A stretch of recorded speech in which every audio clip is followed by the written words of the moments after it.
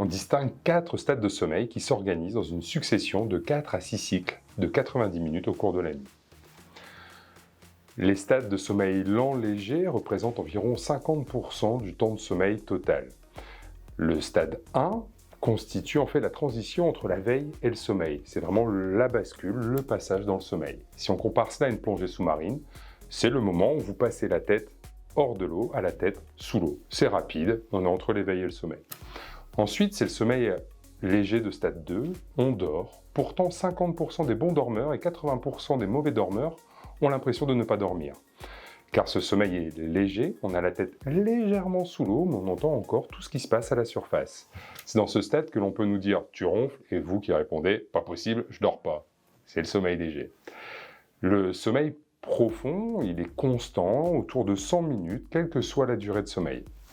Il est très récupérateur sur le plan physique, c'est le moment où on sécrète l'hormone de croissance nécessaire à la croissance des enfants et à la récupération physique des adultes. On consolide également la mémoire pendant cette période-là.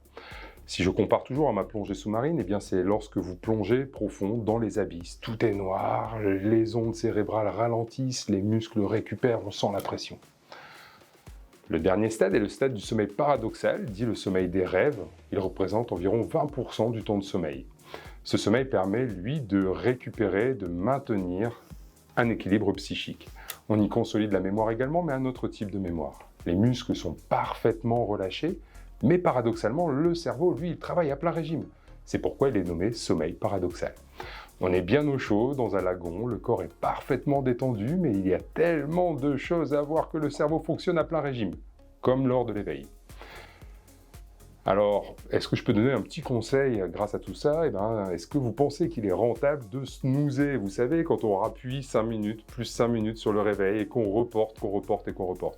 Eh bien non, vous l'aurez compris, car à chaque fois, on est obligé de repasser par les stades de sommeil léger, sommeil profond, sommeil paradoxal. Alors que si on mettait tous les réveils au dernier moment, eh bien on ferait beaucoup plus de sommeil profond, les dernières minutes seraient tout aussi rentables.